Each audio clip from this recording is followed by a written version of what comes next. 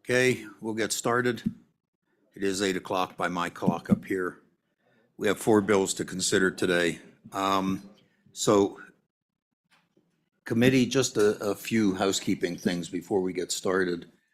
We will have 3 more committee meetings. We need to resolve all bills we get in those 3 meetings, which means it'll get a little intense if you want to see your bills passed. On the same lines, don't talk a bill to death because you're not talking your own to death, you're talking other people's. And now, as the experienced people know, for the next week, we get the really heavy-duty bills and the ones that take a lot of work. Just habit with the legislature, those bills seem to come up in late in the session. So just a heads up to the committee, we may start earlier. Some days we won't go later. We have to be on the floor at 10, and that's what time we're done. And we'll stay to our normal schedule of Monday, Wednesday, Fridays. But we may have to start earlier if people want to see their bills handled. Because I'm pretty sure after talking to the speaker, unless we really spur the horse, bills are going to die. We'll run out of time. So just a heads up to the committee. If any new people have any questions about that, just ask them. The more experienced hands have seen this before. And for the new people, they weren't kidding about next week when we handle the budget. You can figure on working very late on Wednesday and late on Friday. We've gone as late as 2 o'clock in the morning. So with that, we'll get started with the committee. Remember, please silence your cell phones. Remember to address the chair. We're all friendly here to anyone who wants to testify. Only Representative Heiner bites, so the rest of us are nice. I'm on the right Right. So with that, Mark, would you please call roll? Representative Banks. Here. Representative Conrad. Here. Representative Heiner. Here. Representative Knapp. Representative Larson. Here. Representative Lawley. Here. Representative Tarver. Representative Western. Chairman Burkhart. Thank you. We have a quorum. So first bill up is House Bill 118, Volunteer Firefighter Pension Funding.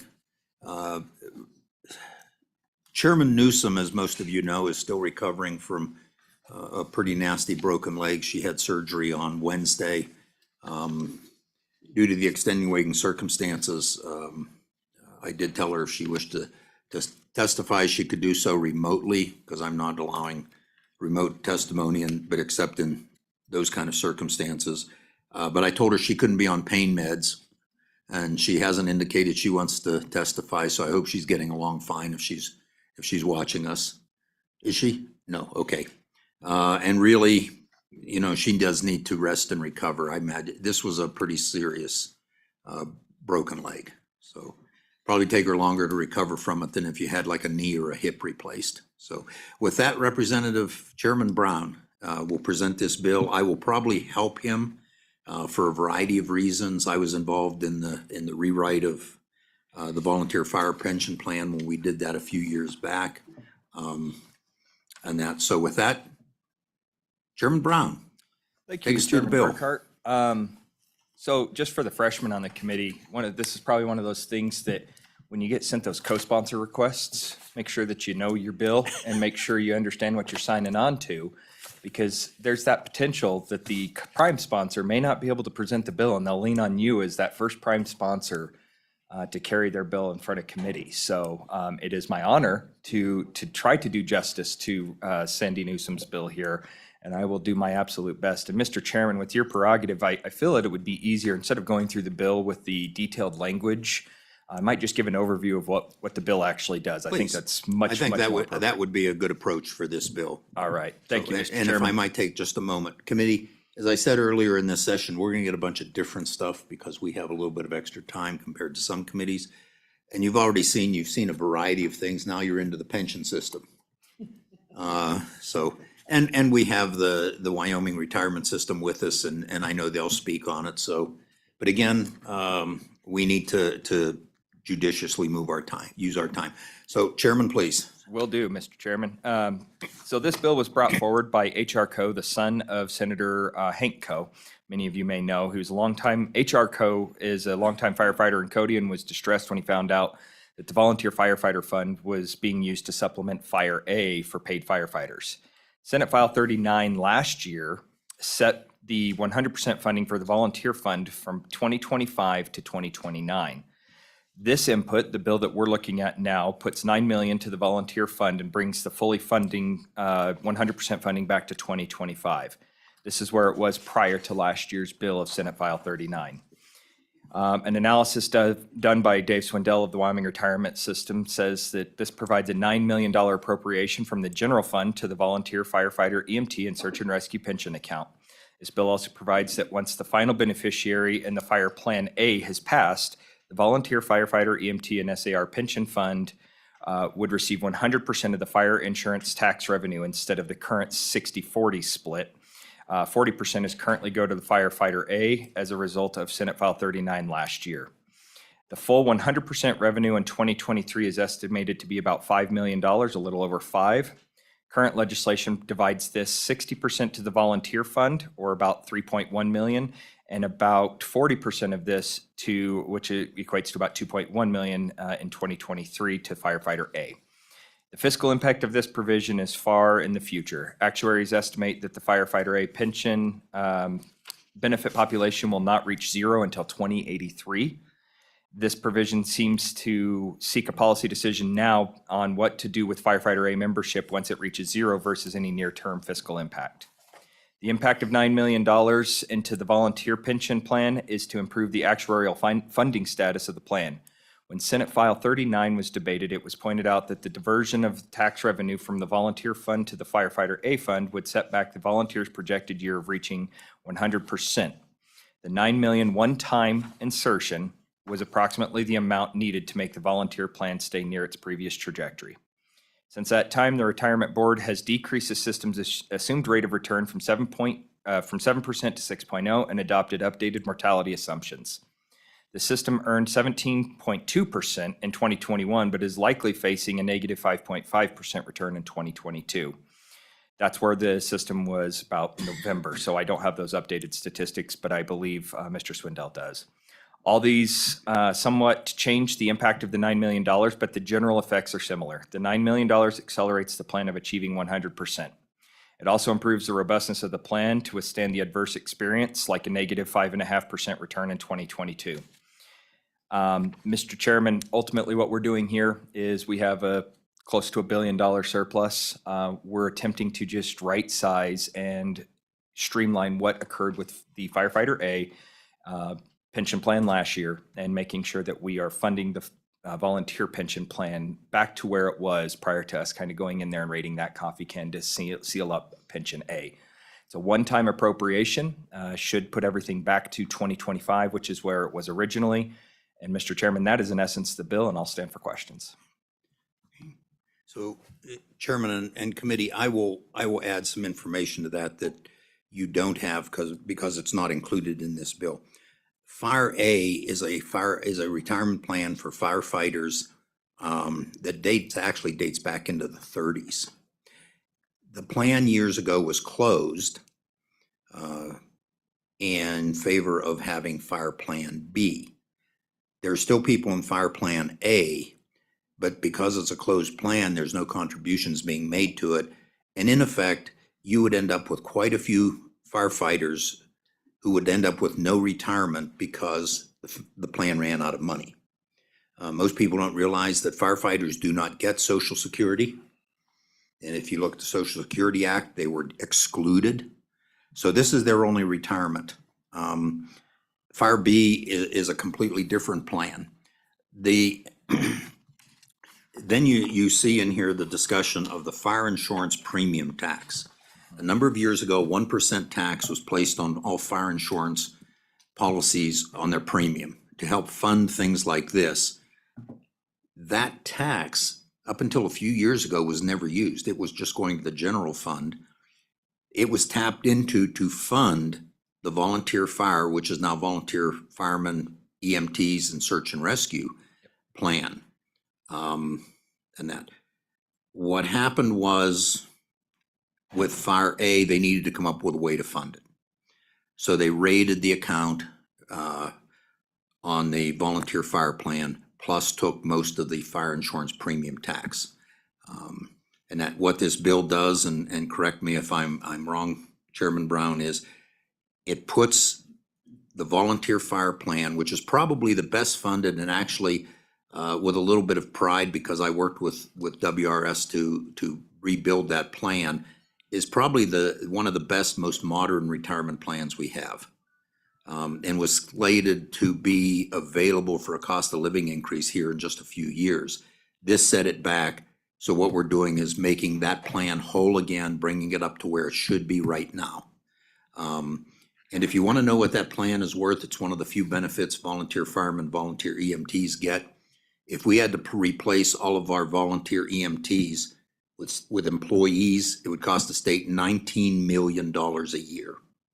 So that's one of the things we can do. This is a benefit to our volunteer firemen, volunteer EMTs. So with that, if you have questions for myself or Chairman Brown. Representative Conrad. Chairman Burkhart, Chairman Brown, thank you. Just a quick question. So this will extend it to 2025. Is that how I understood that? Chairman Brown. Mr. Chairman, Representative Conrad, what this does is the original assumption after last year's bill would have taken this out to 2046. Okay. Potentially. You know, what you have is the actuarial science behind it, but that was the estimated plan of 100%. This brings it back from 2046 back down into 2025. Great. Thank you. And committee, one thing with it is you notice we talk about actuarial numbers, 100% funding ratio, which means you have 100% of the money you'd need in the account to pay all of the retirement. We can't give, due to legislation we passed a number of years ago, a cost of living increase on retirement plans until we're at about 107%. And I know our volunteer firemen, EMTs, search and rescue, really would like that cost of living increase or COLA. And that's why the push to get this funded. They were on a track to be funded here in just a few years. And the last year's bill set them back, but really we had it's either do that or we would have about 400 or 500 people who would end up with no retirement probably by next year. So these are the tough decisions we make sometimes. Any other questions? Representative Heiner. Thank you, Mr. Chairman.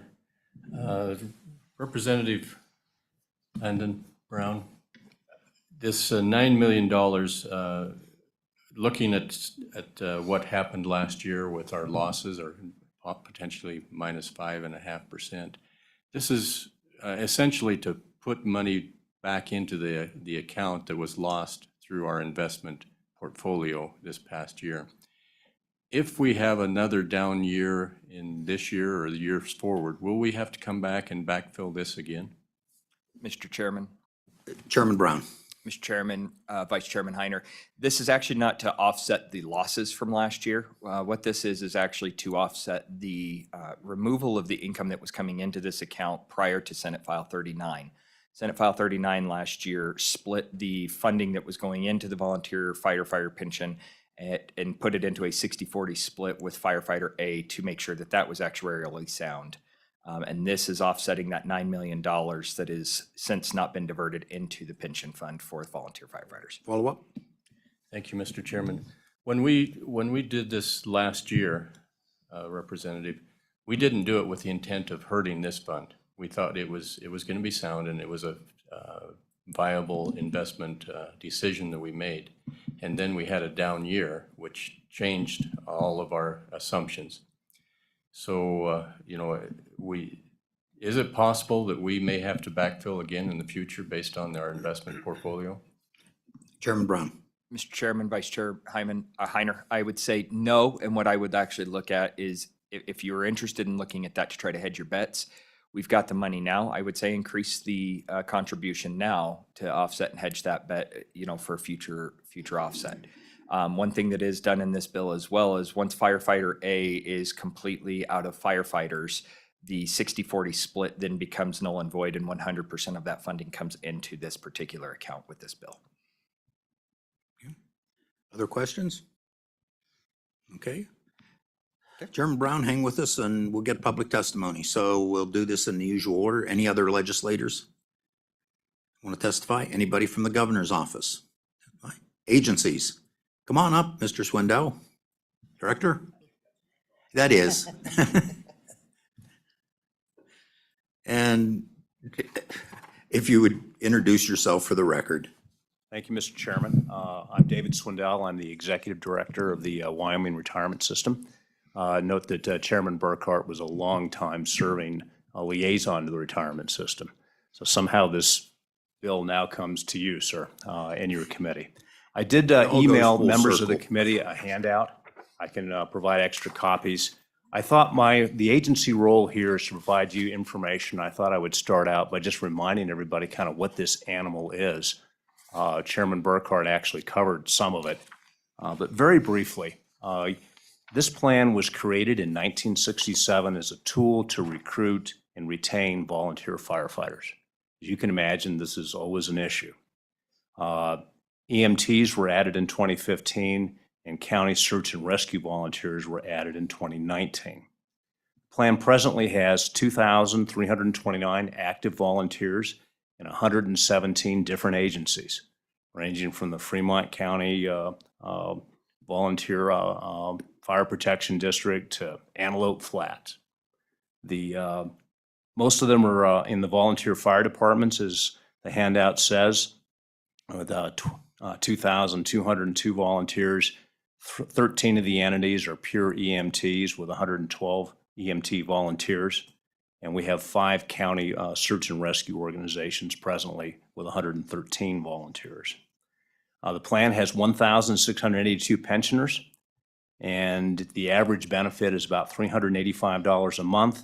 Average service in volunteer service was just over 20 years.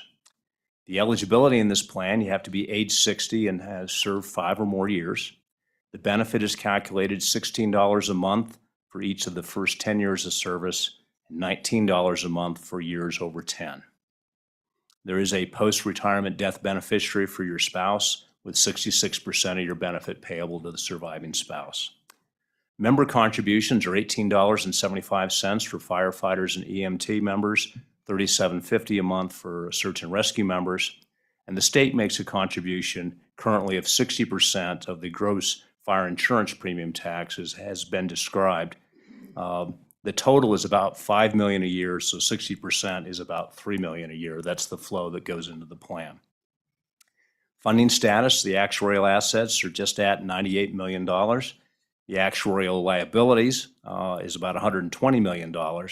And so the funding ratio is 81.3%. And just for members of the public that may be watching, when we talk about the value of the liabilities, the actuaries will estimate and have a pretty good feel for all the payments that are due in the timeline. And then they discount that back to present value using the assumed rate of return of the system, which is currently 6.8%. And then you compare that to your assets. Assets are valued 2 ways. We talk about the actuarial value of assets, which means we smooth the gains and losses from investments over 5 years. So when we earned 17% in 2021, we only booked 1/5 of it. And this year, we're going to have a loss. We'll only book 1/5 of that. Right now in the system, the market value of assets is significantly above the actuarial value, so we're being conservative. But that's a cushion, and we probably just used it all up with the market loss of last year. So, Mr. Chairman, what's going to happen, that 81.3% is probably not going to go down. It's going to go up a little bit next year, but we just lost our cushion. And we'll hope that markets will rebound. The 6.8% assumed rate of return, of course, is a long-term average.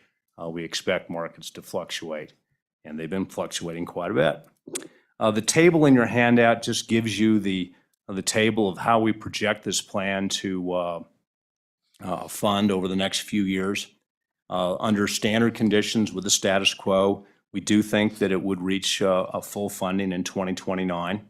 If you inserted $9 million into it this year, it'll get there a little faster, brings it back to 100% projected in 2025, which is about what it was before the Senate bill last year was introduced.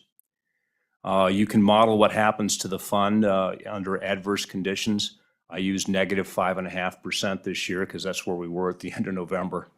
Yeah, it sets the plan back status quo wise to 2046. I think markets will recover. It'll bounce around. We'll make it. But obviously, it's more robust with more cash in the bank today. And that's if the $9 million were to be inserted in the plan. Even with a loss, you'd see 100% in 2031. A little history on the fire insurance tax. It's been a bit of a tennis ball, I suppose.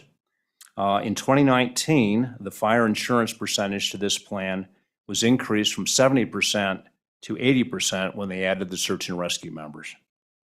And in 2020, it was increased from 80% to 100%, along with member contributions increasing from $15 a month to $18.75, and the search and rescue increasing from $30 to the present $37.50. And in 2022, then it went down to 60%, as 40% of the flow was diverted in the Fire Ace solution, as Chairman Burkhart described. With that, Mr. Chairman, I think that gives everybody, here's what we're dealing with. That's the volunteer pension plan, and that's what the bill would do. And as Representative Brown pointed out, the other aspect of the bill is to make a decision today as to what to do when Fire A is fully funded and what happens to that revenue flow. Okay, questions for the director? Questions? Okay. Representative Larson, but just a caution, let's stay on this bill. I know that dealing with retirement and actuarial numbers and statistics is just really fun and enjoyable, but let's stay to the bill. Especially on a Friday morning. Yes. I wish I So Representative Larson, continue. Thank you, Mr. Chairman. Just looking at your chart here, it looks like, from what I'm reading, as long as we stay with the status quo and we add this 9 million, the cost of living adjustment could potentially be between 2027, 2028. Is that correct? Yeah, Mr. Chairman, Representative Larson, yes, I would say so. The cost of living allowance or increases or any benefit increases can't be recommended to the legislature. The legislature always has to approve them, but the retirement board can't recommend until the plan reaches 100% plus an allowance for whatever increase there would be, plus an allowance to allow for potential market fluctuations. So yeah, somewhere around 110%. Chairman mentioned 107, that'd be the minimum. I might say 115, but somewhere in there before the board could recommend. All that is governed by Wyoming statute 9-3454. Okay. Other questions for the director? Questions? Yes, Representative Western. Thank you, Mr. Chairman. Mr. Swindell, is the intent of this legislation or the goal to accelerate the timeline to distribute or to be eligible to request those COLAs? Director? Mr. Chairman, Representative Western, it's not an agency bill. I'm not sure I should ascribe the intent, except that the 9 million does emanate from the estimated amount in a lump sum that would compensate the fund for its lost revenue that it incurred when Senate File 39 was passed last year, to put it on a similar funding track. Follow up? Follow up, please, Mr. Chairman. So, Mr. Swindell, it really looks, if we're going to distill this down, it's really asking, are we willing to pay $9 million to accelerate it about 3.5 years if if the target is 100% funding ratio between when we're going to reach it now, which is about 2028, versus when we would meet it in, late 2024, 2025. If we're looking for, return on assets, on that 9 million, aren't there quite other opportunities to generate that kind of accelerated return? Director? Mr. Chairman, Representative Western, I'm not Director, sure. I'm not sure that question couldn't be better answered by the good chairman of transportation. If you would hold your comments, please. Representative Brown, can you answer that question?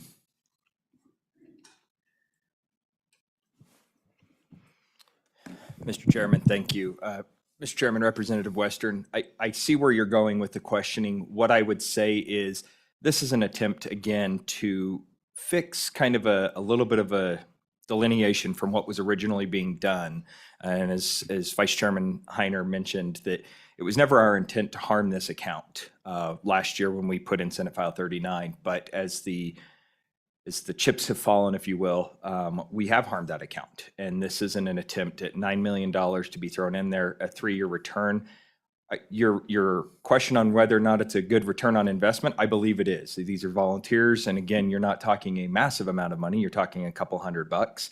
But this certainly, in a time when we have the money available to put these types of inputs into these accounts to make them more actuarially sound, I think this is the right time and the right avenue to do this. We're not asking for exorbitant amounts of money. It's less than 1% of what our anticipated budget surplus is.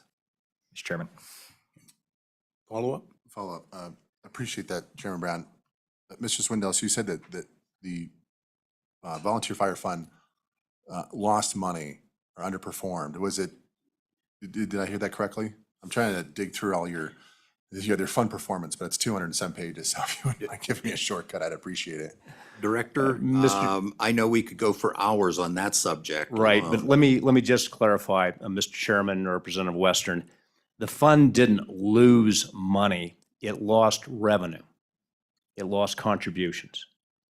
Again, the contributions come from members, as I described, but they also come from the state. This is a different pension plan in that it isn't a traditional pension plan that is based upon contributions and a percentage of wages and designed to provide a pension as a percentage of your wages once you retire. These are volunteers. There are no wages. So it is a stipend to attract and retain volunteers. And what happened was they had this flow of money, $5 million a year from the state, and it got clipped to now $3 million a year. They lost 40% of it because 40% was sent in the Fire Aid Solution, which needed to be done. And that was the fund that was in trouble, as the chairman mentioned. But it's about the revenue diversion more than market losses, which will go up and go down. Other questions? Okay, thank you, both of you, if you'd please hang with us. With that then, any other agencies? Public comment? How did I guess, Mr. Applegate, that you'd want to speak? I'm clairvoyant, I think. And please identify yourself for the record.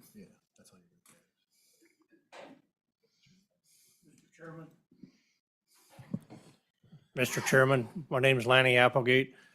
I represent the Wyoming Fire Chiefs, and I also, I'm the Vice Chairman of the Volunteer Fire Pension Board.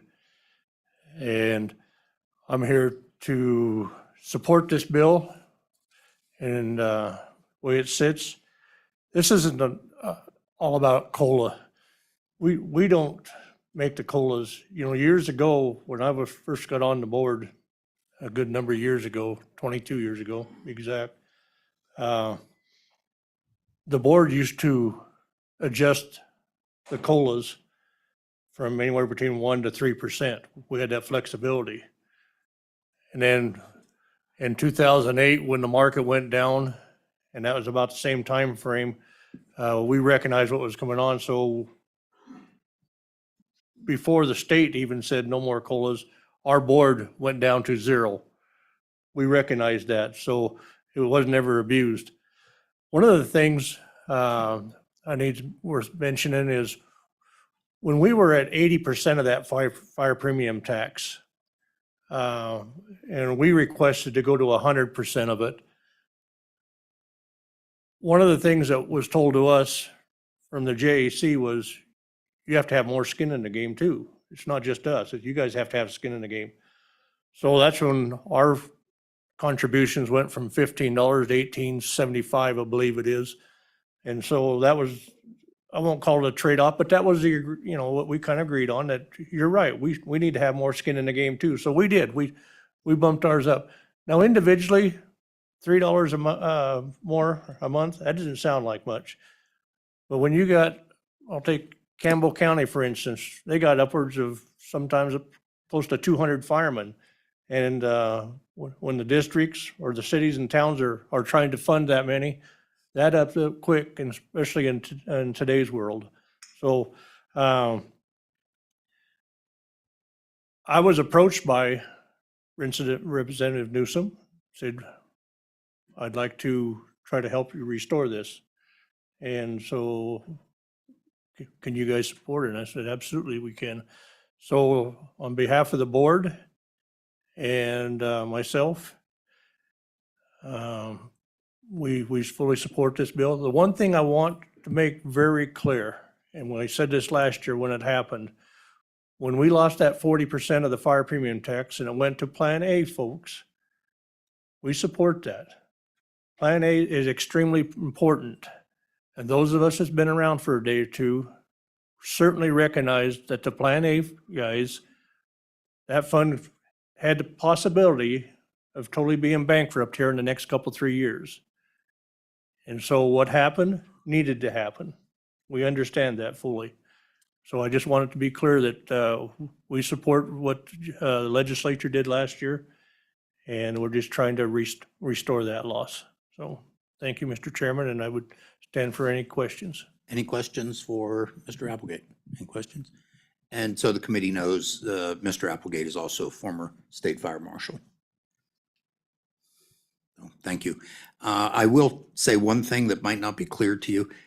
The Vol Fire Plan is it's generally referred to, has its own governing board.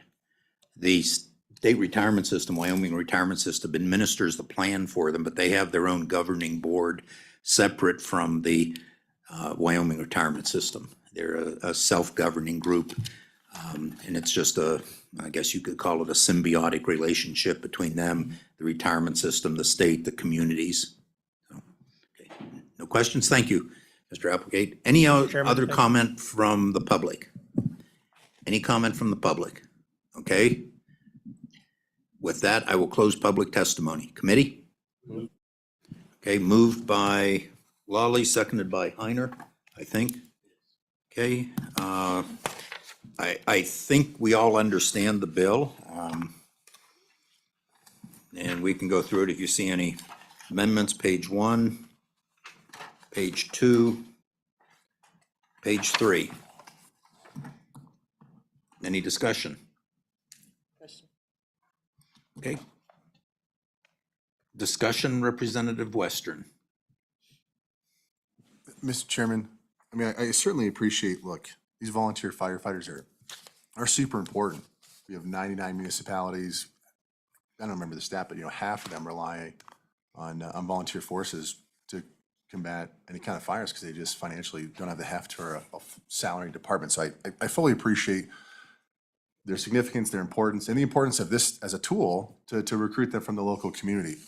I guess the way I see it is, are we willing to spend $9 million to just accelerate that timeline by roughly 3.5 years? I mean, and if I'm missing something, someone please do correct me, but that's kind of how the proposition is being presented to us here. And 81% right now, I'm certainly not an actuary, but my understanding is that's a pretty solid number, and it's only going to continue to improve over time. So I guess that's kind of my concern. I think that the timeline we're on works pretty well.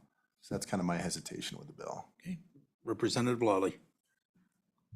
Mr. Speaker, I believe we do need to strengthen the actuarial situation with this particular account. And there was a reason for what was done last year to save Fireman A, and that was a good decision, but it did have effect. And there is reserve this year, and this is the time to do it.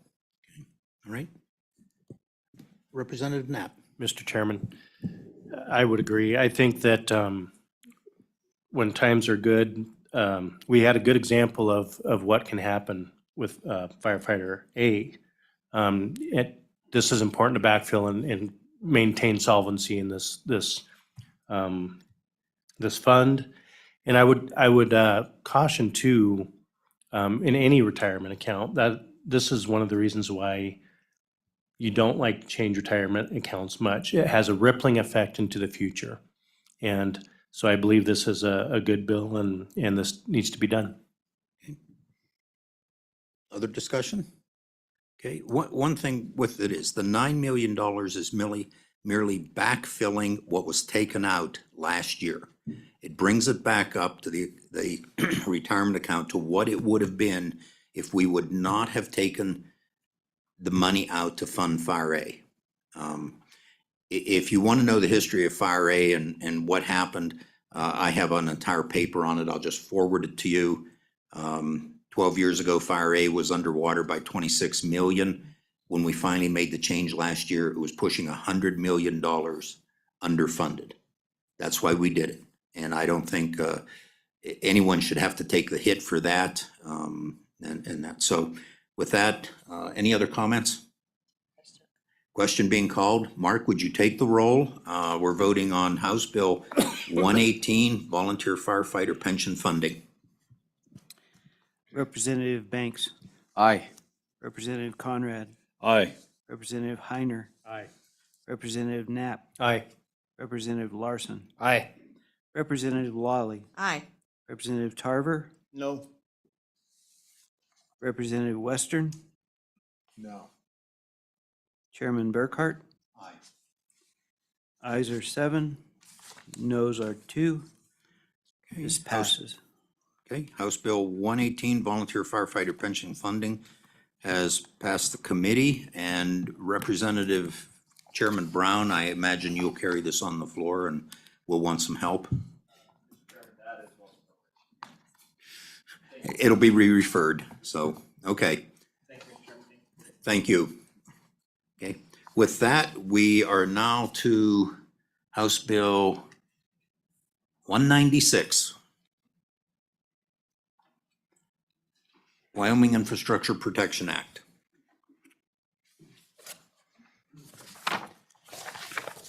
Representative Henderson, tell us about your bill. Good morning, Mr. Chairman, committee. My name's Bill Henderson, and I bring you House Bill 196. I don't want to take a lot of time because it's a pretty straightforward bill. I sent you some information. I won't going to go over all that. But fundamentally, we have a need, an urgent need. And I'll leave it to the agency heads behind me to cover the details. But I would invite your attention to the first fact. And for the new members, the Green Book, when you look at Section 1, it'll have amending affected statutes amended, or it'll have statutes that we're creating. And our statutes have, in Wyoming Statute, Title 19, Chapter 13, Section 104, the powers generally for our governor. This adds a whole new section, 504, or 501, 502, 503, under Chapter 13. And the purpose is to put in place a reporting system to detect, assess, analyze, and this is under the Homeland Security Agency, so that director can make the decisions and make recommendations for our governor to decide which countries may be under the category of threats to our critical infrastructure. There's 16 sectors of critical infrastructure. In Wyoming, our primary one, and that's one of the 2 positions that this also authorizes, is energy. And Wyoming plays a key role, as you know, in energy, not just for our state, but for also 20 other states. So that's the bill. The Critical Infrastructure Security Act federally was updated in 2022. And we have, in the definitions section, you'll see designated country defined. And obviously, it's going to start with including those countries that are already identified as state sponsors of terrorism. And it goes on to explain the other type. But one of the key factors of the update to the Federal Infrastructure Systems Act is reaching out to states like Wyoming and our good agency, the Homeland Security Agency, to find out where we are, what we're doing, and what areas we might need some help on. It's not intended to duplicate anything that's already going on at the federal level, but it's developed that important reporting mechanism. See something, say something at the local level. And the and the bill provides for that process. And that's it, Mr. Chairman. Committee, questions for the bringer of the bill? Representative Conrad. Mr. Chairman, thank you. Representative Henderson, thank you as well. Just a quick question. To some degree, at least from a higher level, looks duplicative in nature.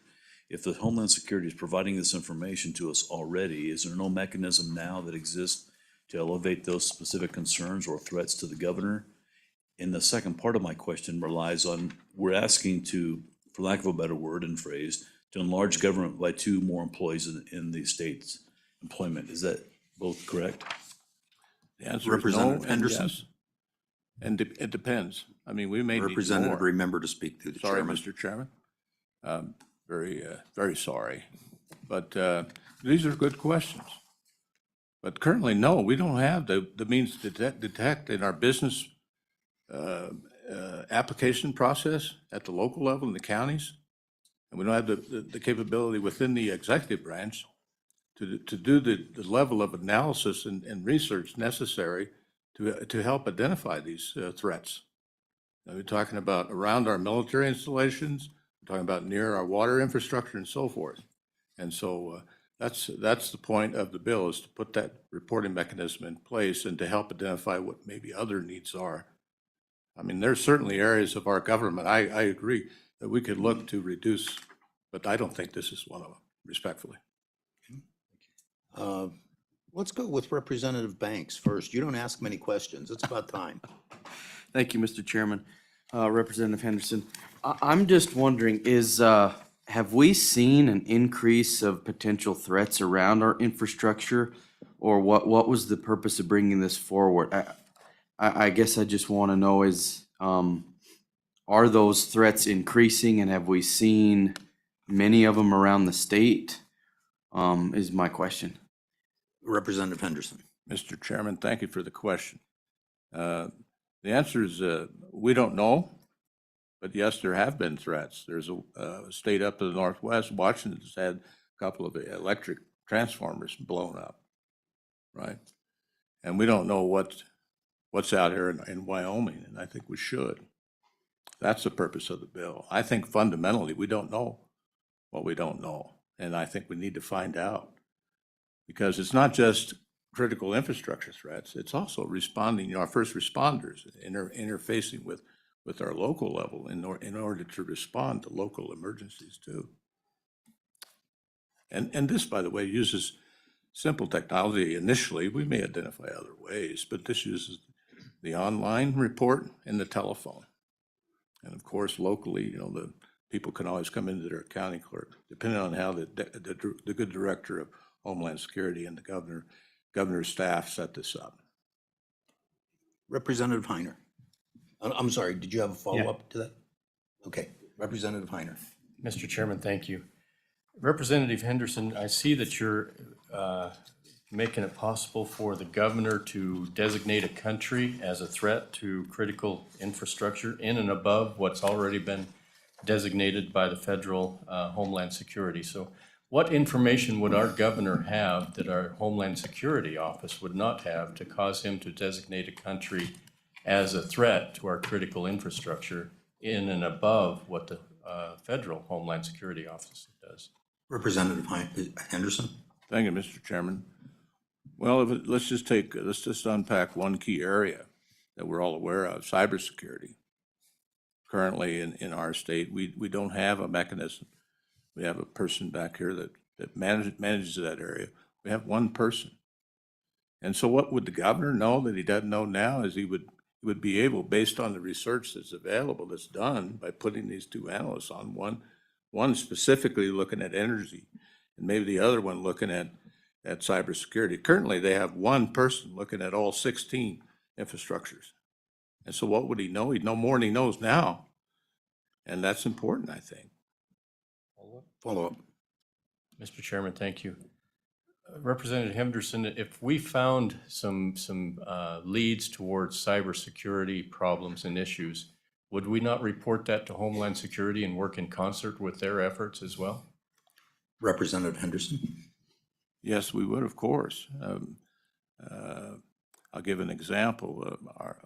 Our governor previously made a trip overseas and had a phone and a computer. When they came back, those were disposed of. That's in the traveling sense. But in the state, you know, we have countries that we work with who we do very positive things in our mining sector, you know, in our telecommunications area. And so this establishes a process, an opportunity to build trust and relationships among those sectors here locally. And I think that the very fact that this is being looked at and updated will address the area that you're talking about in terms of our state.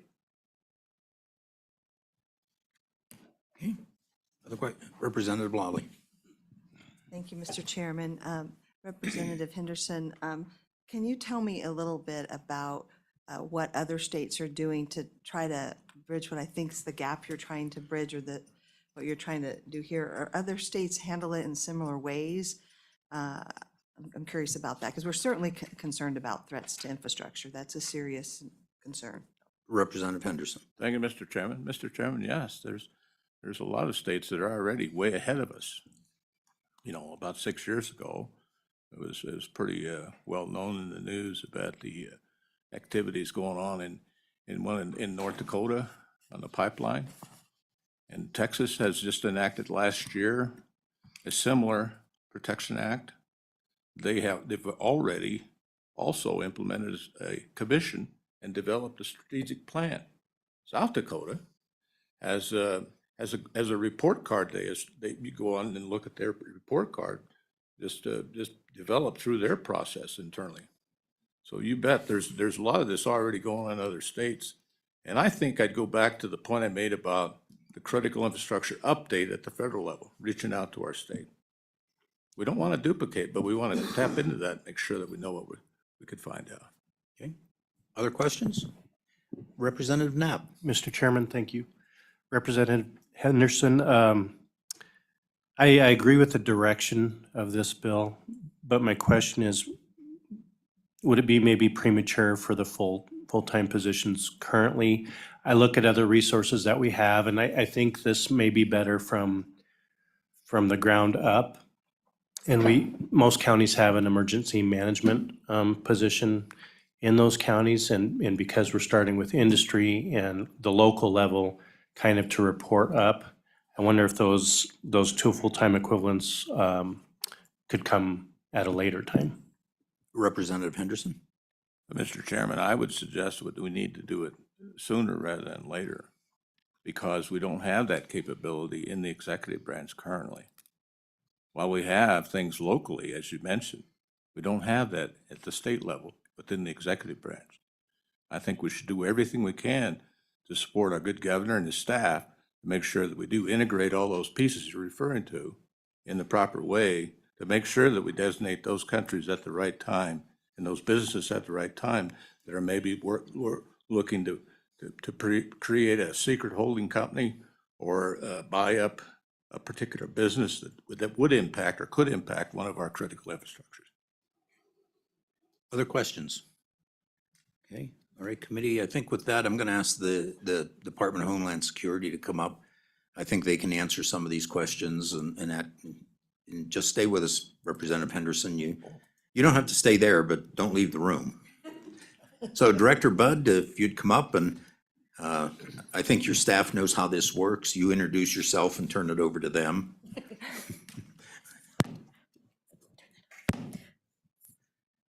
I thought we did too, but oh no. Good morning, You may have Chairman. to get a little close to those mics. Okay, good morning, Chairman Burkhart and committee. Thank you for having us here. I'm Lynn Budd. I'm the Director of the Office of Homeland Security for the state of Wyoming. Just a little statement here, and then we'd be happy to answer any questions. There's been a lot of discussion this session regarding the safeguarding of critical infrastructure and concern for foreign influence in our state, which is good. Unfortunately, as I'm sure you all can see, it's not an easy, clear-cut issue. We have a lot to learn about how we can defend and protect the critical infrastructure in our state and balance that with economic development. There's a lot of discussion going on at the federal level as well. I do think we need to take action, but it has to be balanced. The bill calls for a system to collect information, which frankly is the easy part. We currently have the See Something, Say Something program in place and can leverage that program to expand our messaging about what to report. It does take all of us working in partnership. The challenge will be, what do we do with that information? How do all of these pieces fit together to make a clear picture? How do we turn that information into intelligence that can inform decision-making? The charge put forth in this bill is challenging and cannot be done with our current staff of one. All information reported would need to be verified through some means. There is currently no collection of this data regarding foreign purchases by the government entity, so each report would have to be validated through multiple systems. This information would then need to be analyzed to identify the true entity involved, which will require research into corporate and individual affiliations, as a company may be registered in Wyoming or another state, but have affiliations that lead back to a foreign country of concern. This will require a large amount of focused staff time and expertise. I do understand and appreciate the reluctance of the legislature and the executive branch to add positions. But in this case, we simply cannot do the job without additional staff. We are historically a very conservative agency with 92% of our funding coming from federal grants. We stretch those dollars as far as we can. Trust me, we have an incredible grants and finance section chief that has worked in one case to return a whole $72 to the federal government from a multi-million-dollar grant. She's very dedicated to ensuring that we maximize that funding that we get. In addition, with so much of our agency funding coming from federal grants, we are at their mercy as they decide annually how much to put into these grants or if they will fund them at all. WOS currently has one position that works with all 16 sectors of critical infrastructure and cybersecurity. This position is funded with the Homeland Security Grant. Of the 16 sectors of critical infrastructure, as Representative Henderson mentioned, energy is the most prevalent and the most important, as the assurance of energy production has cascading effects on other sectors in the state. We also export around 90% of the energy we generate to more than 20 different states. The security of this infrastructure also has a great impact on the economics of our state. Therefore, the security of the energy in the state is vitally important. Most critical infrastructure, including the energy industry, is owned by the private sector. Developing trust and partnerships within this and the other 15 sectors is essential to our agency responsibilities to work with these sectors in the areas of preparedness, education, information sharing, and response and recovery from physical or cyber attacks. All of these factors point to the need to have a dedicated staff member who is focused mainly on the safety and security of the energy sector. Both of these positions will work together with our existing position to continue to develop those partnerships with critical infrastructure owners, as well as local officials and the public, to encourage reporting. With that, we'd be happy to answer any questions you have. Questions for the director and her staff? Representative Tarver. Chairman, Mrs. Budd, thank you for being here. And so I was a little concerned here at first. I believe this is a local situation. You know, they're going to detect this first, but I was a little bit concerned, but there's no one to call. Our governor's office has no one to reach out to if we feel there's a problem. So currently, how are those being handled, and how many do you foresee that have come in, or do we even know if any have come in from small communities? Thank you. Director? Mr. Chairman, Representative Tarver, with regard to the See Something, Say Something program, we've not been focused on encouraging reports of threats to critical infrastructure as much as we probably should be. The system is in place, and it is a federal or a nationwide program, so there is awareness out there. I think we can do more to encourage that type of reporting. We do get reports from different areas as well from the local level with regard to incidents that have occurred that have affected our critical infrastructure at the local level.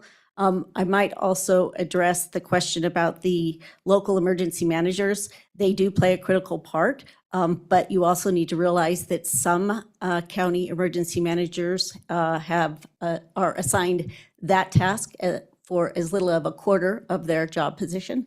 Many of them have other jobs at the local level, so they do play a critical part, but they have the responsibility, just like our office does, to handle every type of emergency, including natural as well as human-caused problems. Other questions? Representative Conrad. Mr. Chairman, thank you, and Ms. Budd, thanks for being here and testifying. Question on page 5, line 5. I'm not clear as it relates to real property purchases and leases of lands adjacent to critical infrastructure by designated countries or persons from designated countries. Is there an interaction that occurs between specific landowners or land purchases that are adjacent to designated, which I don't know what is, that informs you from, say, the Secretary of State or others when purchases are made? Director? Mr. Chairman, Representative Conrad, there is no system in place at the state government level to track these purchases at this time. The concern is for purchases near critical infrastructure. Military facilities were mentioned, but there's also other facilities that are of concern. Purchases may be made. We don't know the intent of a purchase, and often don't know, again, as we talked about, the number of companies involved and where their ownership originates at this time. Follow-up? Mr. Chairman, thank you. And Ms. Budd, thank you as well. So specifically right now, we do not know, or is there a definition as it relates to critical infrastructure? Director? Mr. Chairman, Representative Conrad, yes, there is a definition of critical infrastructure. On page 2, the second half, starting on line 12, this is again, nationwide definition of critical infrastructure. So those 16 different sectors are listed in that section. Mr. Chairman, that's my fault. Thank you. Representative Heiner and committee, if you remember, I think one of the very first things I told you was read the bills. Representative Heiner, continue. Mr. Chairman, as I read the bill. Thank you. Director Budd, we know that critical infrastructure is something that's a hot topic right now with some of the terrorism that's happened recently on some of the energy infrastructure. And I recognize that your department is very aware of all of this emphasis and grants that are available from the federal government. Is it possible that the federal government would fund these analysts that we're looking for in this bill? Would that be possible through a federal grant? Director Budd. Mr. Chairman, Representative Heiner, currently, we take advantage of every bit of funding that we have available to us to fund this type of position and this type of activity, as I said. And I did neglect, I apologize, to introduce my colleagues here. Mickey Munson is our Cybersecurity and Critical Infrastructure Protection Program Manager. And next to me, I have George Niken, our Deputy Director as well. So my apologies. Within the main grant that we utilize to sort of fund the Homeland Security side of the house versus the emergency management side of the house is the Homeland Security grant. When these grants started after 9/11, we were receiving between $17 and $18 million to our state. We currently receive 4. 80% of that has to go to the local level. So we have less than, we have about $800,000, $900,000 to utilize at the state level. And there is a limitation on how much of that grant we can use to fund staff. We are currently at the maximum for that. We fund 2 positions, Mickey's position, as well as the grant manager position. Other questions for the department? Okay. Director, I have one, if you have the number off the top of your head, and that, just as an example, do you know how many cyber attacks the state gets about in a day? Just approximately? Mr. Chairman, I will turn that over to my cybersecurity manager. Ms. Munson? Mr. Chairman, unfortunately, I can't give you a solid answer on that. I can tell you how many our cyber assistance response effort team responds to that are reported. Please. Since our inception of we call it the CARE team, so it's the Cyber Assistance Response Effort Team. We're made up of 7 state agencies and 3 federal agencies. We've responded to over 25 cyber events since 2020, but they are daily. There is daily attacks on our critical infrastructure through cyber and our state network. The issue with not getting that reporting is the system can be a bit convoluted where they need to report directly to CISA, and which is a federal cybersecurity infrastructure security agency. They hold on to that information for several weeks. And then when they do report it back down to us, they can't tell us what the agency or entity was that was a victim of a cyber attack. So our resources that we have to assist with them, we can't. And so part of my job is to build that relationship with the water sector, with the energy sector, build that trust for them to come and report those things. They do report those in through our emergency managers at the local level to our duty officer, then that comes through the director to myself, and we collectively as a team work to assist them through their event. But their daily attacks on our infrastructure through cyber, whether they report them or not, it's daily. Okay. So Ms. Munson, then taking that a little bit further, how about, let's call them potential threats to our infrastructure? Do you have an idea of what we're averaging? In my time in industry, I can think of several that were considered highly credible threats that brought law enforcement involvement. So please. Mr. Chairman, yes, we are actually diligently working through that with some other state partners and federal partners. There is a reluctance within some of the utilities and energy sector to share that information. But the reports we're getting, there is several that are happening not only within the state of Wyoming, but nationwide. Specifically to the energy sector, to our grid. A lot of that is already public knowledge of what is happening. Again, we've been working very diligently to build those relationships with those sectors to increase that reporting to us so we can help them. So I hope that answered your question. It does, Ms. Munson, thank you. So committee, as you may sense a reluctance on the department to answer some questions really specifically, they can't. To answer a discussion on what an actual threat is and where, then reveals their knowledge of that threat and also, frankly, just gives people strange ideas. I know the work they've done. I've seen some of the confidential reports over the years. They are doing a good job, but we need to capture more of these. The bad actors are out there and they probably always will be. So other questions, committee? Okay, Director, if you and your staff would hang with us. Okay, any members of the legislature wish to testify? Okay, anybody from the governor's office? Finally, I got that one right. So the committee knows last session we were greatly chided for not including the governor's office, so we make that effort now. Mr. Chairman, Please. apologies, I don't have my name tag on. Erica Legursky, I'm a senior policy advisor for Governor Gordon. Homeland Security is one of the agencies that I follow. We did work with Representative Henderson and appreciated him giving us the opportunity to work on this bill with him. You have heard from Homeland Security, who are the experts in that area, which is why they are here today. But I'm here to answer any questions and just let you know that we don't have any issues with this bill. Questions for Ms. Legursky? Questions? Okay, so Ms. Legursky, do you recall about how long have we, the legislature, the governor's office, been working on a critical infrastructure bill? Do you recall? Mr. Chairman, I unfortunately do not. I do know that that is something, though, that we have talked in the governor's office with the Department of Homeland Security, particularly with the energy sector, and just making sure that that critical infrastructure is protected. We do have those 16 sectors. We have one person who is looking at that, and it is important that we have those conversations and are able to gather that data. Okay.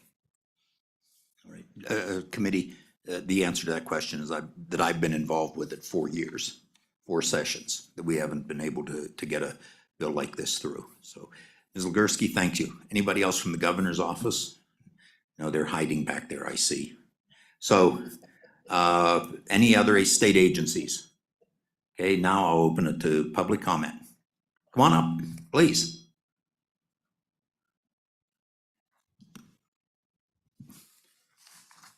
And just remember to identify yourself for the record, please, and proceed.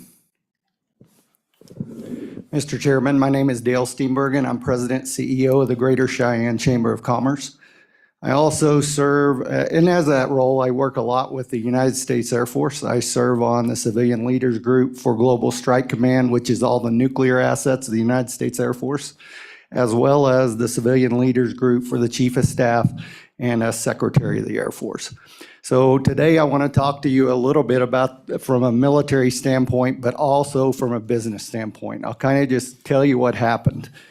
Right before COVID, I was sitting in a meeting in Miami, Florida, and Bill Evanina, who's head of counterintelligence, looked at 100 business leaders from this country and said, you guys got to help us.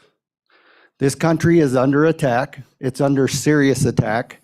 And we need you guys to take this message back to your people. See something, say something, work, because foreign countries are slowly but surely probing and sacking this country out, right? And so we said, give us an example of that. He gave us 13 of them right off the bat where these terrorist countries had put assets in the homeland of the United States. In fact, one soccer field was completely filled with spy devices set near a military facility in San Diego. They had passed out their little pagodas they'd given as gifts for sister cities in 11 other cities. That's how many they'd found at the point. All near critical infrastructure, things like electric plants, military, etc. Fast forward to last summer, I'm sitting in an Air Force base in Alaska, and they're showing us a big screen. One of their jobs is to protect this nation by watching countries spying on us or seeing what's coming over the poles, and there's a little circle on the map, and I asked about that. There's 5 Chinese fishing vessels, right, sitting out there. They're really military craft, but they're posing as fishing vessels, spying on our nation, right? And I said, well, I'm from Cheyenne, Wyoming. What would you tell me? He said, what would you tell me? You said at the heart of the defense of this nation, 150 intercontinental ballistic missiles, getting ready to upgrade to a state-of-the-art intercontinental ballistic missile system. How many times a day you think you are threatened? And I said, I have no idea. He said, I can't tell you, but he said, it's a lot. He said, people are very interested in you. Think about another thing we have in Wyoming right now, and that would be HIMARS. Anybody heard about HIMARS lately? Right? Ukraine, HIMARS, our National Guard has HIMARS. It's spread out throughout this state, right? So I heard somebody, I know it was asked, Chairman, about the increase of threats. I think we all know that there's an increase in threats from our adversaries, people who want to do us harm, right? I heard it brought up about duplication. Federal government is dying for states to do something on this. So Texas, South Dakota, North Dakota, Nebraska, Oklahoma, Florida, these are just a few states that are taking care of this right now. Why? Because what happens when you hear about this in a local community? So we are taught this through the Secretary and Chief of Staff's office, is we call CFIS. What does CFIS do? And we call our local base. Both of them go to work on this issue. But what happens is Warren Air Force Base or General Porter defending the Guard, he defends himself. He's not a political player. He can't do what you guys can do by fixing this problem today. All they can do is strengthen what's at the base. So our tax money spent for the defenders to defend themselves. You know, there's 197 countries on this planet. And that's if you count the Vatican, Palestine, Taiwan, and Kosovo, right? So only 193. What we're saying is that 4 of them who wake up every day that want you and I, our children, our grandchildren, not to be safe, not to have a future, to take a look at them. And we've got to give the hands to our Homeland Security people to be able to do that. I appreciate the time, Mr. Chairman. Be happy to answer any questions. Thank you, Mr. Steenbergen. Any questions? Questions? So, and Mr. Steenbergen, last year I got to, the governor and I got to touch off some HIMARS. Very good. One of the benefits of chairing transportation military affairs at the time. One of the things we do from our chamber is constantly work to make sure our Wyoming Guard and Air Force are adequately funded. So they're a great tool that we're glad we have to keep our homeland safe. Thank you. So proceed. Chairman. Please. My name is Sarah Dorenzo. I'm the Executive Director of the Wyoming Economic Development Association. And thank you for the opportunity to speak on this important bill today. WEDA represents over 200 economic developers, communities, and entities which work to foster economic growth and viability in the state. WEDA echoes the support you've heard from the Cheyenne Chamber today for House Bill 96. We're in agreement that protecting Wyoming from ill-intentioned countries is a top priority. A mechanism such as this that protects Wyoming and allows for positive economic growth is vital today.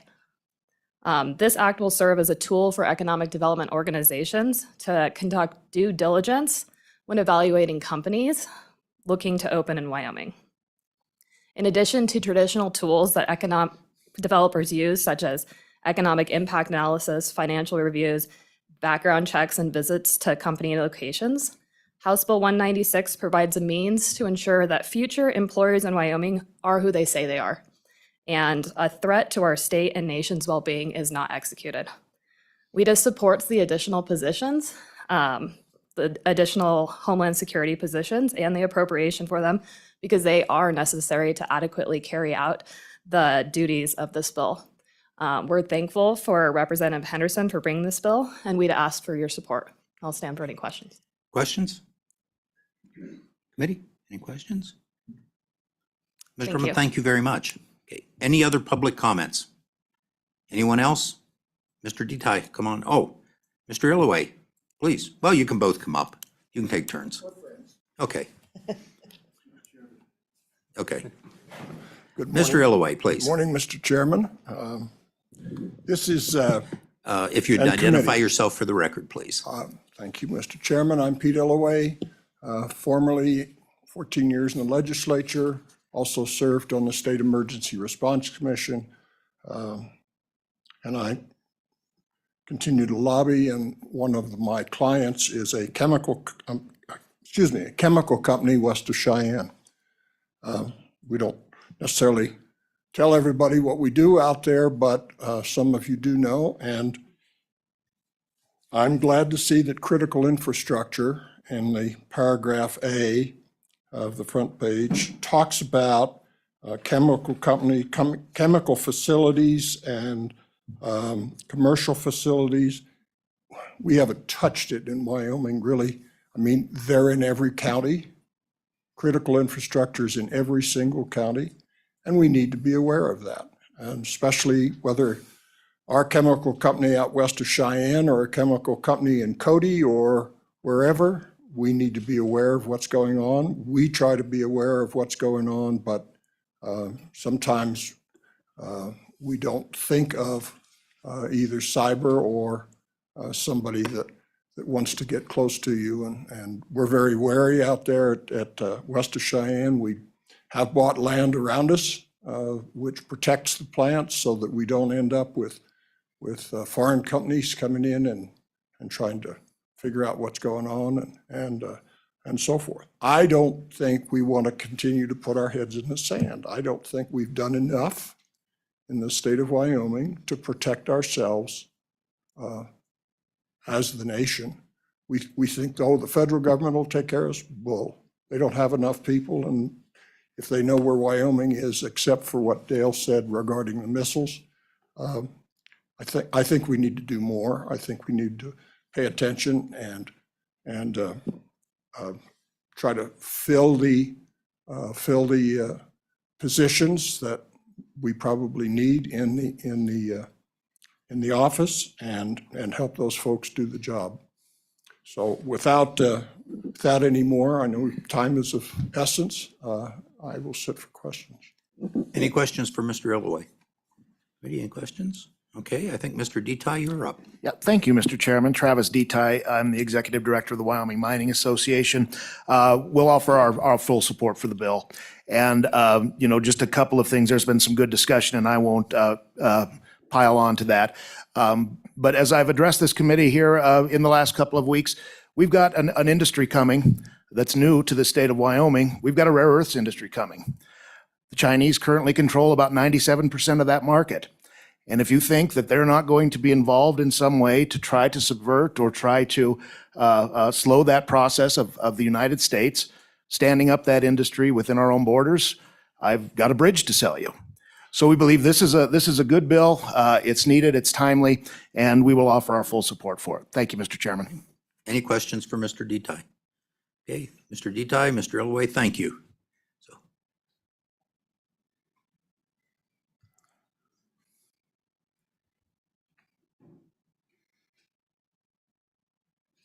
Mr. Taylor, I'll let you start. You sat down first. Okay. Good morning, Mr. Chairman. My name's Sean Taylor. I'm the Executive Director of the Wyoming Rural Electric Association. It's good to see some familiar faces, and I look forward to seeing and meeting some of the folks that I haven't had a chance to do so yet. Prior to session starting, there was an incident in North Carolina where some people shot up a substation, knocked out power to a very large. Mr. Taylor, did you identify yourself for the record? Didn't I? Yes, I did. Yes, okay. Yeah, okay. It's Friday, so. That's fair enough. And so when that incident happened in North Carolina, I knew something was going to come up in our legislature. I just didn't know what it was going to look like. And looking at this bill, initially we were kind of neutral on it because we currently work very closely with Director Budd and Homeland Security, as well as the Public Service Commission in terms of identifying our critical infrastructure, the rural electric co-ops. While we don't serve the population centers, we cover about 75% of the landmass in Wyoming with poles, wires, substations, and everything else that goes along with that. And to that end, like I said, we've worked very closely with Homeland Security, CISA, and the Public Service Commission. But then hearing some of the discussion today, this morning, I think this is kind of an important bill.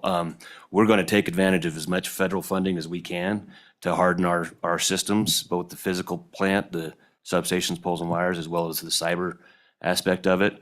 And whatever we can do in coordination with our fellow utilities, with Homeland, with the Public Service Commission will do. But the more I heard the discussion today, I kind of came around to thinking that, yeah, I think this might be a appropriate bill. So I'll leave it at that, Mr. Chairman, with our support. Okay, any questions for Mr. Taylor? Any questions? Okay. Mr. Kaysen. Thank you, Mr. Chairman, members of the committee. My name is Rick Kaysen. I represent Rocky Mountain Power. And along with our other electric utilities, we serve all of Wyoming. And when I talk about serving all of Wyoming, I'm talking about its citizens, its businesses, first responders, military and installations personnel, as we heard about, and of course others. And so we do have critical infrastructure that we use to supply that energy, that electricity to all of those folks. And so I love the word critical because it's self-defining. We monitor our systems on a 24-hour-a-day basis, and that's internally. This will allow an external view as well, which will complement both the internal and the external monitoring of our systems. So again, I think that's, again, just good cooperative efforts, if I may. As Mr. Taylor just identified earlier, we've seen acts of terrorism, excuse me, maybe that's not the proper term, but damage to electrical infrastructure in the state of North Carolina. We've seen it in the state of Washington and Oregon. And my fear is that this is just going to continue to grow. It's going to continue to grow.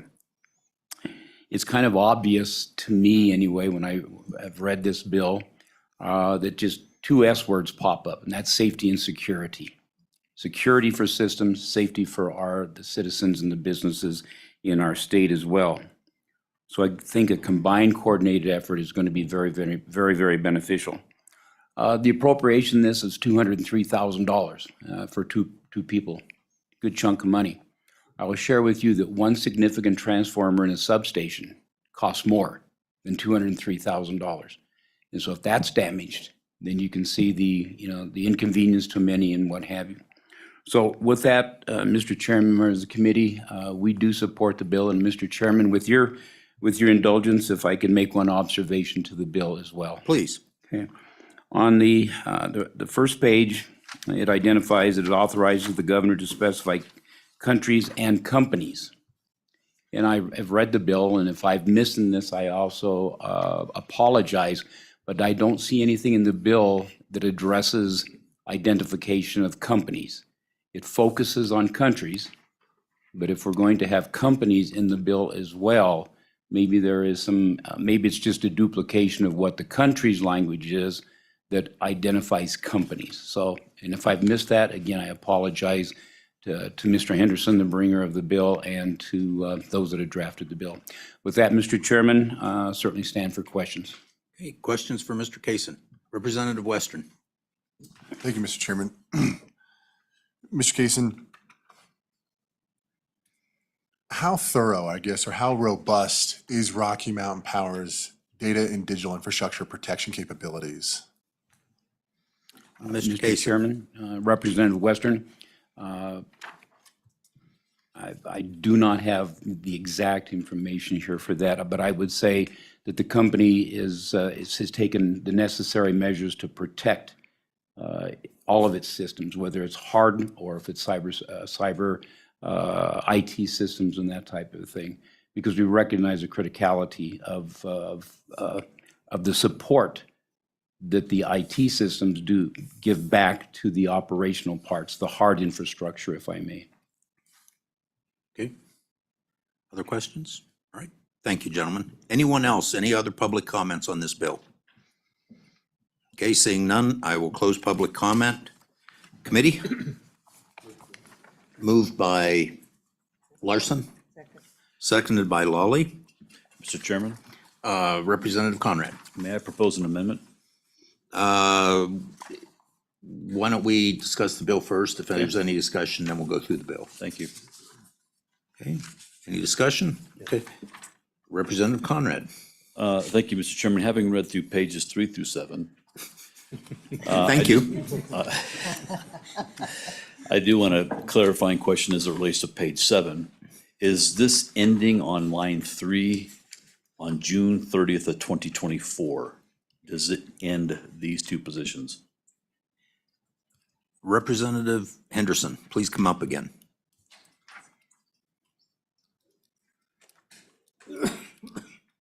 Mr. Chairman. Please. Thank you, Mr. Chairman. Mr. Chairman, this is a standard language when we make an appropriation, and then we put what's called a reversion language in there and a date. And the expectation is that the agency will come back in a standard budget, which we have next session, for further funding. Mr. Chairman, thank you. Representative Henderson, thanks. Representative, if you go on to section C, then that's line 8 on page 7, you'll see intent of the legislature to positions become standard for the department. And then that's just standard wording that we use for these things. The dates cover it till the end of this budget. Okay. Questions? Okay. Representative Heiner, discussion. Yeah, Mr. Chairman, thank you very much. As I've read through this bill, the definition of critical infrastructure is very broad. It can encompass everything within the state as far as commercial facilities, financial services, agricultural lands. Basically, anything and everything within the state can be designated as critical infrastructure. And with the ability contained within this bill to give the governor the discretion to designate any country as a terrorist country, it gives tremendous power to the governor, tremendous power to be able to go over and above what our federal homeland security designates as threats to our country and to our state. And then on page 5 on subparagraph A, it says any country that are designated as terrorist or a threat, then any property can be surveilled, becomes a surveillance activity where they can watch anything that happens anywhere within the state. So I have a concern with the power that this grants to the governor's office to go over and above what our federal government designates as a homeland security. And when we get to amendments, I'll propose some changes. Representative Henderson, comment? Thank you, Mr. Chairman. I want to be short and brief.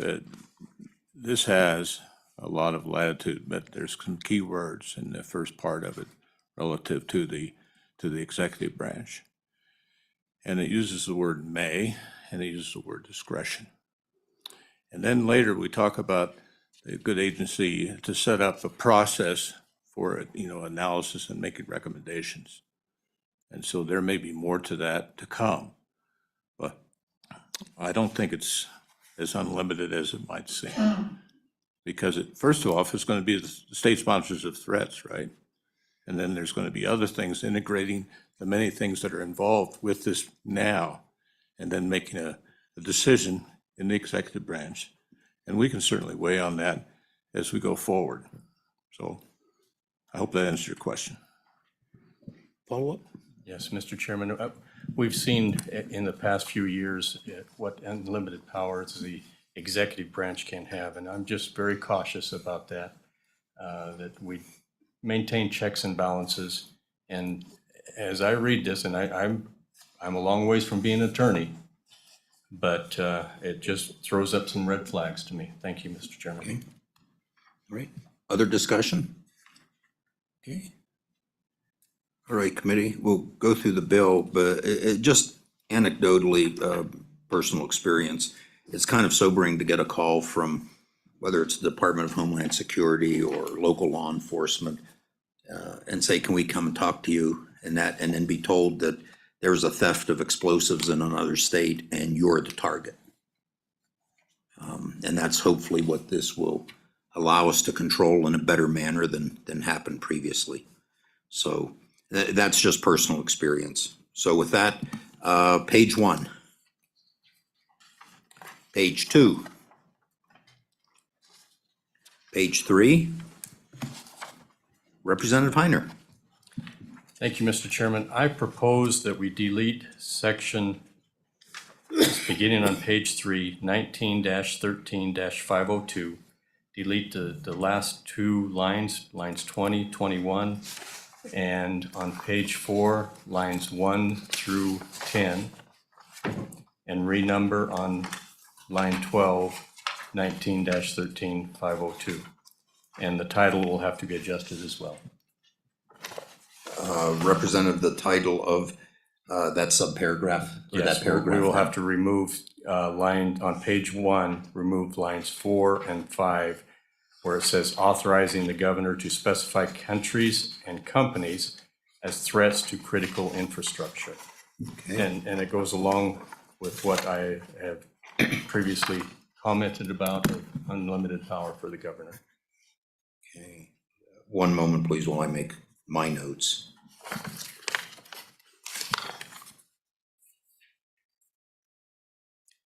And Mr. Chairman, we'll still be able to work with the Homeland Security on a federal level and whatever they designate as a critical threat, any countries or companies that they designate, but it would not allow the governor to go over and above that. Okay. Is there a second on that amendment? Seconded by Conrad. Okay. Tarver, who seconded it? Okay. Representative Tarver. So, committee, discussion on the proposed amendment. Question being called. All in favor of the amendment, which is to delete on page 3, lines 20 and 21. Then on page 4, delete line 1 through 11, and then renumber at line 12. Or yes, line 12. Everyone clear on the amendment? Mark, do you have the amendment? Yes. Okay. All right. All in favor, say aye.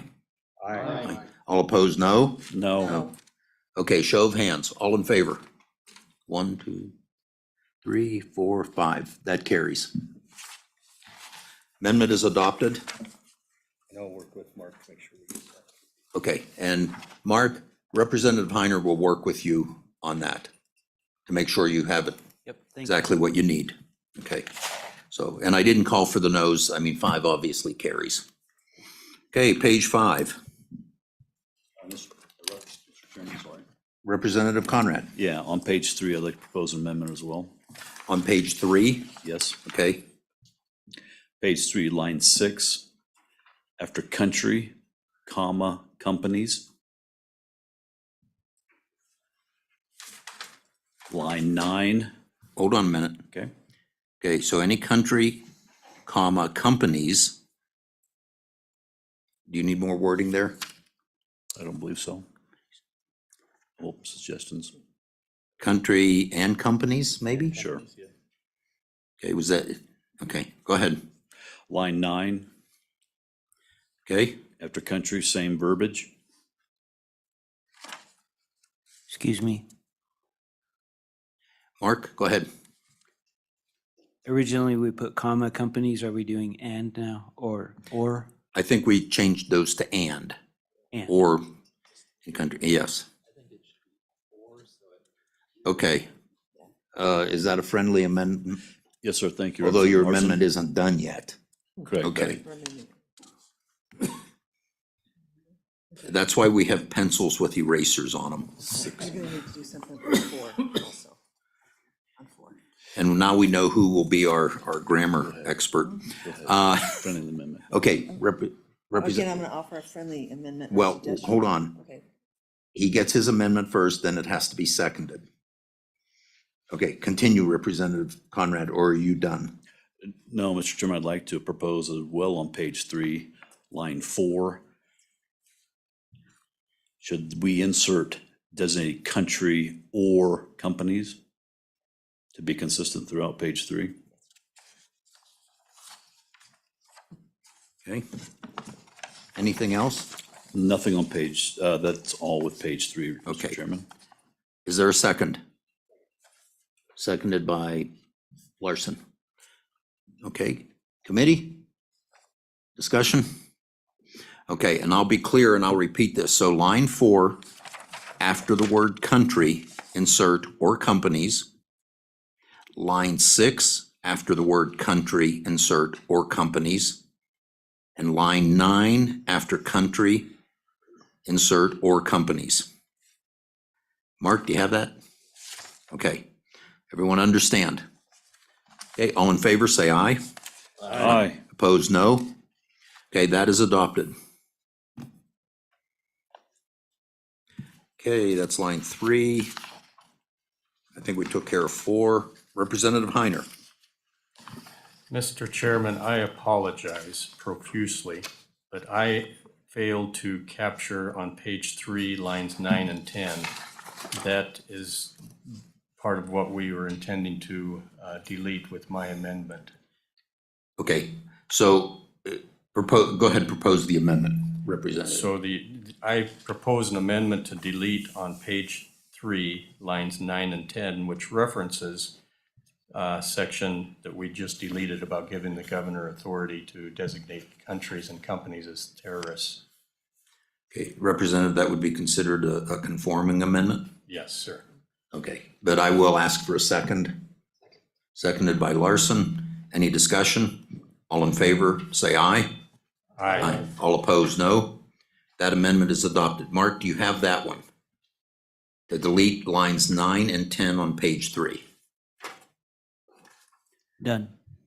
Okay, so committee, with that, Representative Conrad's amendment will only show on lines 4 and 6. Then these will be all combined. Just wanted to explain how that works a little bit. Okay, page 4, Mr. Chairman, Representative Conrad, page 4. amendment, line 18, Okay, line 18. after countries, comma, companies,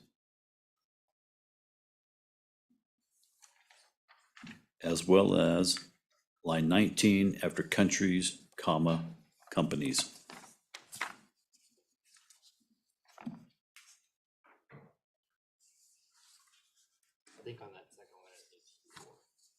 Okay. Okay. Mark, do you have that? Yes, sir. Okay. Just to repeat, line 18, after countries, comma, companies. And line 19, after countries, insert or companies. Okay, any questions, discussion? Second, okay. Any questions? Thank you. Any questions or discussion? All in favor, say aye. Aye. Opposed, no. It's adopted. Clarification. Chairman, What's that, Mark? I forgot, I did not catch who motioned and seconded. That was Representative Conrad motioned and Representative Larson seconded. Okay, page 5. Page 6. Mr. Chairman, Yes. page 5, amendment, Okay, line 7, same language after companies, I'm sorry, countries.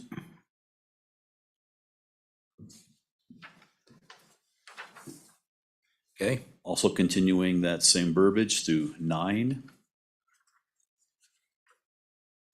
On 10. 11. 15. And 16. And I would add that with respect to Representative Heiner, line 21 should be addressed.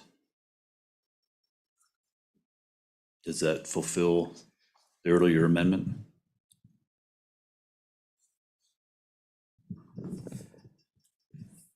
is there a second on that amendment? Did I hear a second? Okay, Conrad second, or I'm sorry, Lawley seconded. So Mark, are you clear? I just want to run through these. On line 7, after countries, insert comma, companies.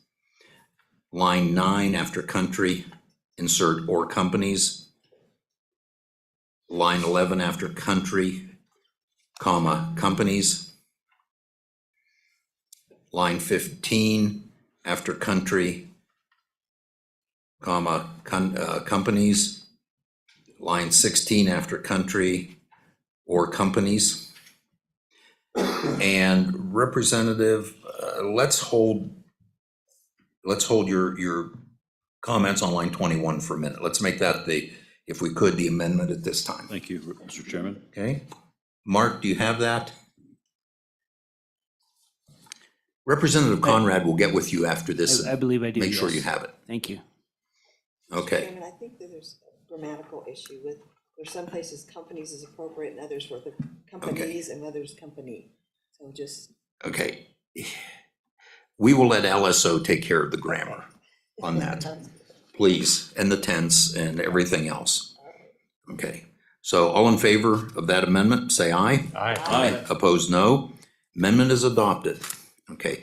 Representative Conrad, your discussion, your amendment on line 21. Thank you, Mr. Chairman. I just want to make sure that we're still clear. We are still disseminating that information to the governor. Although he doesn't have any power in this situation, we still are disseminating the respective information we received to the governor. Is that correct? I mean, Mr. Representative Heiner. Thank you, Mr. Chairman. Yes, I believe we still want to disseminate that information, and I think we can leave that the way it is. Thank you. Okay, page 6. Page 7. Okay, committee? Question being called. Mark, would you take roll, please? We are voting on House Bill 196, Wyoming Infrastructure Protection Act. Representative Banks, No. Representative Conrad, Aye. Representative Heiner, Aye. Representative Knapp, Aye. Representative Larson, Aye. Representative Lawley, Aye. Representative Tarver. Aye. Representative Western. Aye. Thank you. Chairman Burkhart, Aye. 8 aye, 1 no, passes with amendments. Okay, We've passed House Bill 196 as amended. Wyoming Infrastructure Protection Act has passed the committee. Thank you, Mr. Chairman. The committee Okay, and I consent. expect you'll carry it on the floor? Okay, all right. With that, we still have a few minutes. We will take up House Bill 213. That's my bill. And I will let Vice Chair Heiner. Chair.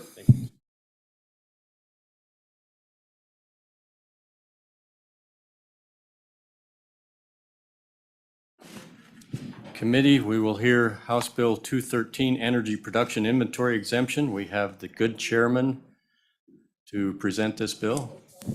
Chairman Burkhart. Thank you, Vice Chair Heiner. Representative Don Burkhart for the record. I bring before you House Bill 213, Energy Production Inventory Exemption. And it's easier just to explain it than to go through this one-page bill. Currently, under Wyoming law, we do not pay taxes on inventory. However, we have a lot of energy equipment being delivered into Wyoming, placed in one county, but ultimately installed in a second county.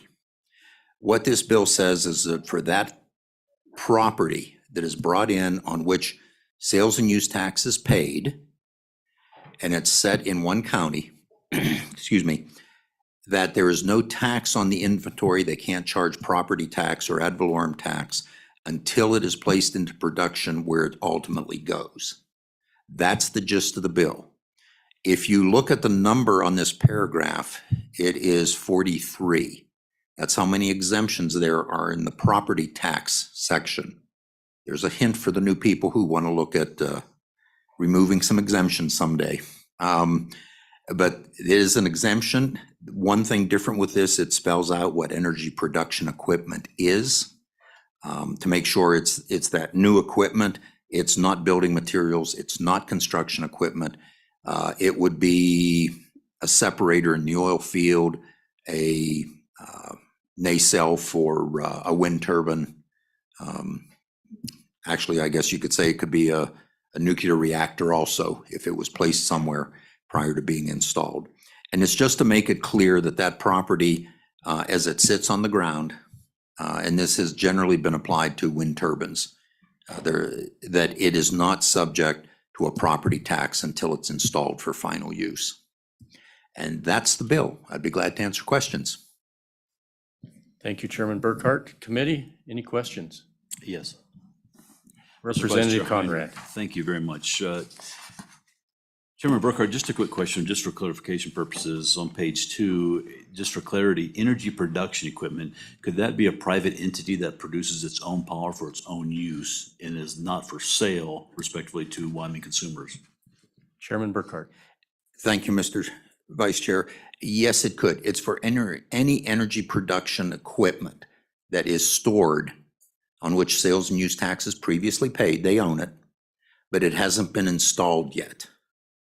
So that's, yes, and all of this is pretty much private equipment. Thank you. The wind turbines are private, the electrical generators are private, solar panels are private. I don't think the state owns any energy production equipment or any municipalities do. Clarifying question, Mr. Vice Chair, thank you. Partly my answer is for those industries that utilize turbines, electrical turbines, and they say they purchase a spare turbine or a spare generator, whatever the case may be, that would be exempted as well. Chairman Burkhart. Thank you, Mr. Vice Chair. Yes, it would. It's while it's sitting and it hasn't been installed as a use, there's no property tax on it. This just clarifies our statutes that we don't pay tax on inventory. Great. Thank you very much. Any other questions for Chairman Burkhart? And Mr. Vice Chair, if I might add, this bill previously, other than for 2 words, did pass the House, did pass the Senate, was vetoed by the governor on the last day he could veto bills due to a misunderstanding. So this was previously Representative Walter's bill, and I'd co-sponsored it. You'll see mine is the only name on there due to my lack of understanding of how we're electronically doing bills now. So, thank you. Thank you. And I think there are probably people who want to speak to this. I have one question, Chairman. Temporary, you mentioned temporary. I know in times of downturn in the energy business, there are times when things get put on a halt, and it may be a couple of years that they're actually stored before, if they start constructing something and the bottom falls out, they pause. Would that encompass, how long is temporary, Chairman Burkhart? Question. Thank you, Mr. Vice Chairman. I would say temporary is, because it's not defined, would be indefinite. Thank you. Any As other long as it questions? hasn't been installed for final use. Okay, any other questions? Thank you, Chairman Burkhart. Anyone from the governor's office? Other agencies like to testify? Please come forward. Please state your name for the record. Good morning, Mr. Chairman, members of the committee. My name is Brian Judkins. I am the Administrator of the Property Tax Division for the Department of Revenue. Mr. Chairman, with your approval, I would like to point out some language that perhaps may clarify a few things. Please do. Thank you. As stated, inventory in the appraisal language is a little confusing. Statute does define inventories in Title 39-11-101, and it states inventories means any personal property held for resale. Think of that word, held for resale. And it goes on to say, consisting of goods, wares, or merchandise, including stocks of raw or finished material.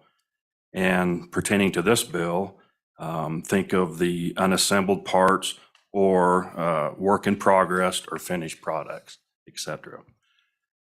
So on page 2, line 2, the word inventory, and let me back up again, in Title 39-11-105, that statute exempts inventories.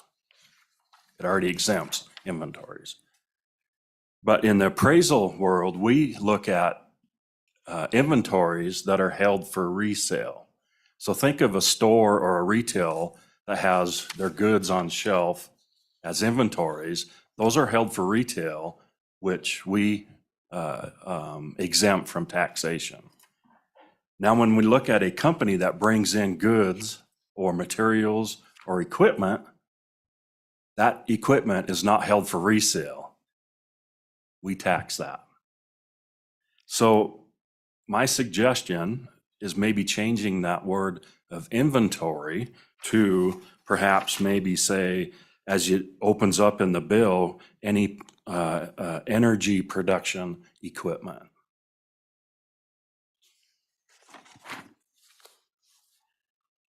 And with that being said, excuse me, if you've been following Senate File 110, Senate File 110 exempts all personal property.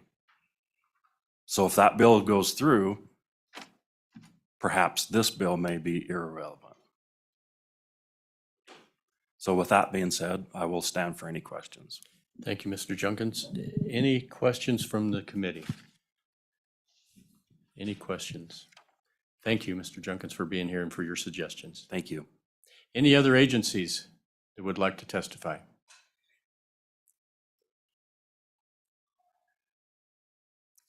Mr. Ryman? Mr. Vice Chair, I don't think he's an agency. Oh, we'll open it up for public comment. Would invite anyone from public to testify. We'll start with Mr. Ryman.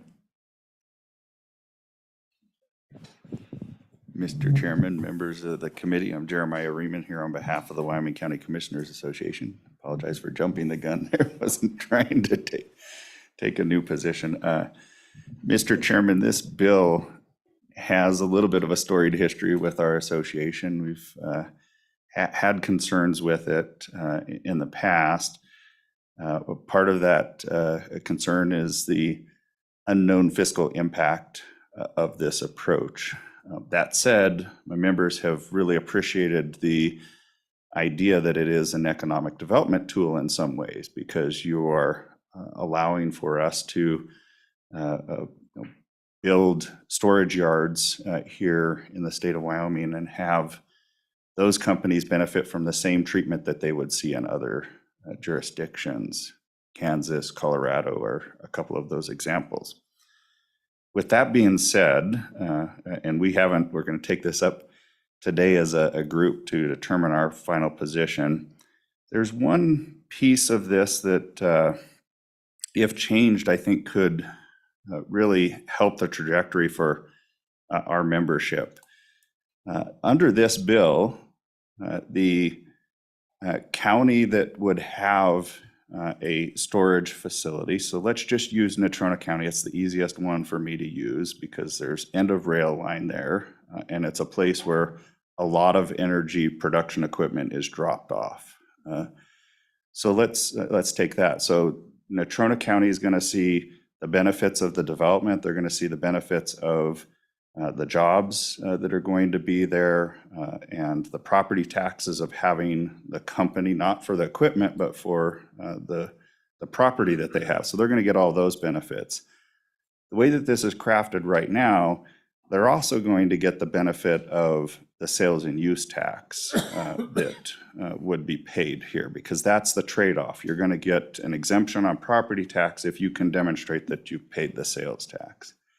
Now you imagine that you're a county like Carbon County, where the good chairman comes from, and ultimately that, let's say it's wind equipment that was brought in, that wind equipment's going to be put in your county.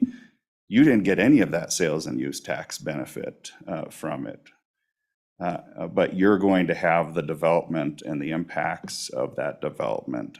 Sure, you're going to have property tax on the final installation, but you didn't get any of the other benefits. So the one thing that I might share with you as a possible amendment, and it's going to take a little bit of wordsmithing, so I don't think it happens here. Maybe it happens me working with the chairman to craft this, is right there on line 5 or 4 and 5, that would just suggest that the sales and use tax is going to be paid in the county where it's going to be installed, not where it's stored. So under this bill, Natrona County is going to get the benefit of the economic development of the storage yard, and Carbon County is going to get the benefit of the sales and use tax that comes along with that.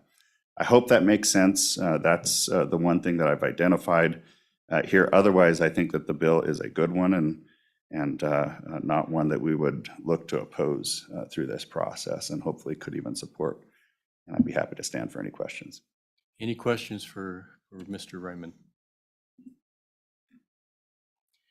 Mr. Raymond, I know that is a concern that we've seen in many counties in the past as these facilities are built and delivered, materials are delivered in the other county and then built in the final disposition. And so that is something that needs to be addressed, and hopefully we can come up with an idea there. Mr. Chairman Burkhart. Thank you, Mr. Vice Chair, and I will work with the County Commissioners Association on crafting I'll just bring it as a committee, the whole amendment, if the bill passes committee. Thank you. Okay. Would you introduce yourself for the committee? You bet. Mr. Vice Chairman, members of the committee, Dixie Huxtable, Converse County Assessor. And again, I'm here as my county assessor. Our association has not taken a stand on this bill or a position on this bill. My concerns or questions are more in line with what Administrator Judkins just brought to you. In the appraisal world, the difference between inventory and construction work in progress. When that item leaves where it's being stored for inventory and goes to the project site and starts being constructed, that becomes construction work in progress, which is taxable. So I just want to make sure everybody's on the same wavelength here, that if it's stored in a laydown yard or in a yard, that is one thing, but once it moves to the site and starts getting installed, it now becomes construction work in progress in the appraisal world. And so it would be added to the value of that project, just to be clear, and I'd stand for any questions. Any questions for Ms. Huxtable? Seeing none, thank you very much. Any other public comment?